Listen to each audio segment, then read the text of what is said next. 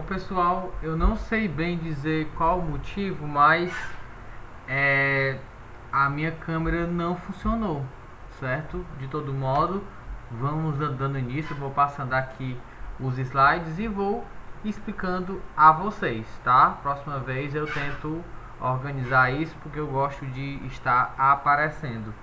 Galera, nós vamos falar sobre métodos de custeio. Esse assunto ele já foi tema da atividade passada, tá? Mas aí eu resolvi gravar aqui a videoaula para ser elaborado, explorado de uma forma melhor, tá? Então, ó, custeio variável, existem três tipos de custeio. Na literatura vocês podem ver até mais. Hoje a gente vai ver o custeio por absorção e o custeio variável. O custeio variável, ele é próprio, ele é adequado para a tomada de decisão das pessoas que administram, são responsáveis pela empresa, principalmente setores de contabilidade ou setor financeiro, tá? E ele é adequado a relatórios internos, a relatórios destinados à empresa em si, tá? O custeio por absorção tem a vantagem de não ferir a legislação contábil e fiscal. E também não fere os princípios gerais de contabilidade, próprio para a geração de relatórios externos. Então, por exemplo, se o governo ele pedir algum tipo de relatório contábil daquela empresa, ela tem que utilizar o custeio por absorção, certo? Seja Receita Federal, seja a Prefeitura, seja a Secretaria da Fazenda, tá bom? Então, o custeio por absorção consiste na apropriação, ou seja, você tomar de conta, certo? Você ter o controle de todos os custos incorridos no processo de fabricação. Incorridos aqueles custos que acontecem, certo? No processo de fabricação, mediante rateio. Rateio quer dizer vincular, certo? Associar, ok? Passam a integrar o valor contábil, tanto os custos variáveis quanto os fixos, ok? Ó, custeio por absorção, você deve levar em conta tanto os custos variáveis quanto os fixos, ou seja, o resultado do custo, certo? Daquele produto, sofre influência direta do volume produzido. Quanto maior o volume que é produzido, isso vai haver um impacto no seu custo, certo? Pode ser menor, pode ser maior. Então, aqui exemplificando a representação do fluxo de recursos no sistema de custeio por absorção. Você tem a mão de obra direta, os materiais diretos, os gastos gerais de fabricação. Acontece o processo produtivo. Lembrem do exemplo da fabricação de pão, de bolo, certo? Ali é o processo produtivo que acontece lá na padaria, né? Você tem os custos fixos e os custos variáveis. Custos fixos é mão de obra, certo? Você tem a energia elétrica, você tem a própria matéria-prima, não, porque matéria-prima é custo variável. Quanto mais eu produzo, mais matéria-prima eu vou utilizar. E a energia elétrica, você deve considerar, se a energia elétrica é específica para a produção, certo? Você deve considerar ela como variável. Custo fixo é aquele que sempre vai existir, certo? Independentemente se você vai fabricar muito, se você vai fabricar pouco. E tanto o custo fixo quanto o custo variável no sistema de custeio por absorção, você vai vincular ele ao estoque de produtos, aos produtos de maneira geral. As vantagens dele: fixação de preços de venda mais reais, certo? Ele é mais real, ok?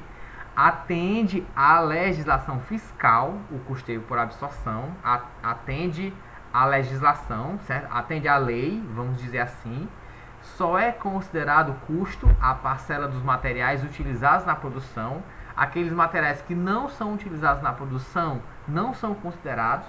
Por exemplo, você tem toda empresa não tem material de escritório, material de limpeza, você não considera, certo? Não considera.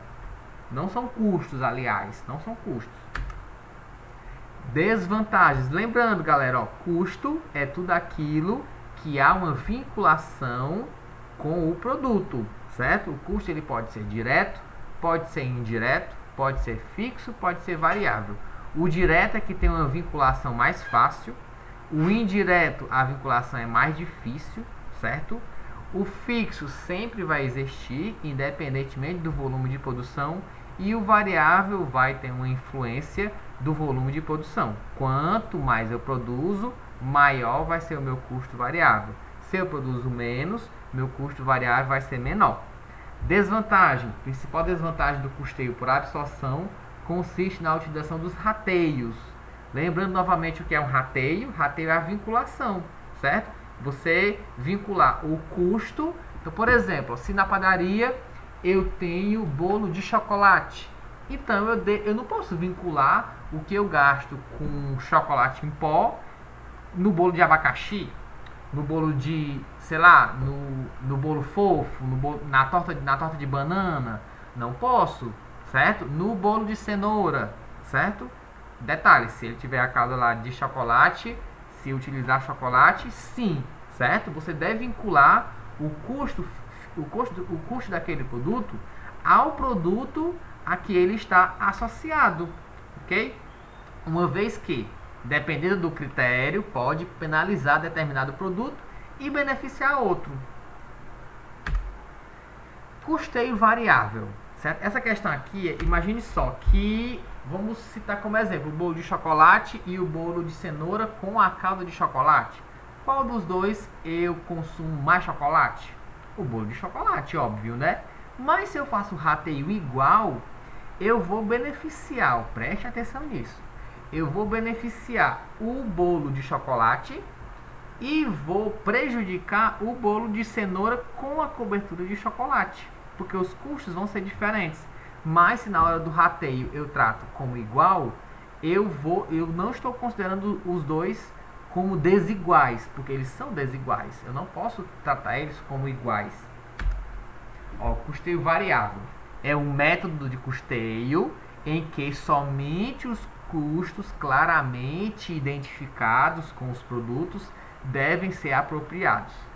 Pessoal, concordem comigo? Custos claramente identificados são os custos diretos, certo? No processo de seleção e produção no sistema de custeio variável, o fluxo dos componentes dos custos de produção são separados em dois grupos, custos fixos e variáveis, sendo que os variáveis tomam a direção dos estoques. Ok? Ó, eu só vou vincular os variáveis aos estoques. E os fixos eu deixo guardadinho onde? No resultado do exercício, para ser pago depois. E aí, será que isso é bom? Eu só vincular o custo variável aos estoques e os custos fixos eu deixar ali em separado? Não sei, vamos ver. As vantagens dele, não esconde lucro no estoque e sua variação não interfere no cálculo do resultado do período. Por conta da separação dos custos em fixos e variáveis, ele fornece mais facilmente dados necessários ao planejamento de lucro e simulação de resultados. É um sistema mais compreensível aos gestores, facilitando uma melhor avaliação de desempenho para correção de rumos. Vocês observem que, por exemplo, vamos ter como exemplo lá a padaria, né? Eu disse que você deve considerar as despesas, né? Vamos chamar de custo, com material de limpeza. No custeio variável, o que a empresa gasta com material de limpeza vai ficar no resultado do exercício. O que ela gasta com material de escritório fica no resultado do exercício. Não vai para o produto em si, certo? Você deixa lá separado.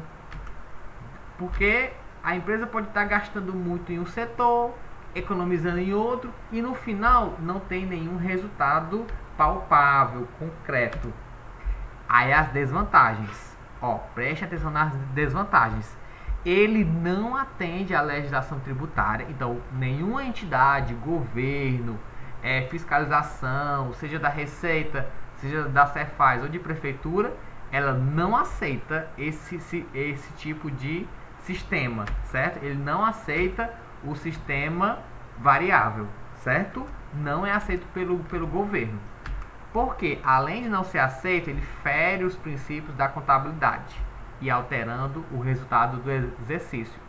E as informações geradas são voltadas apenas para o público interno, certo? Ele é apenas para os gestores da empresa, não é para as pessoas de fora da empresa, governos, interessados, enfim. Ponto. Aqui é um exemplo que eu vou fazer em seguida.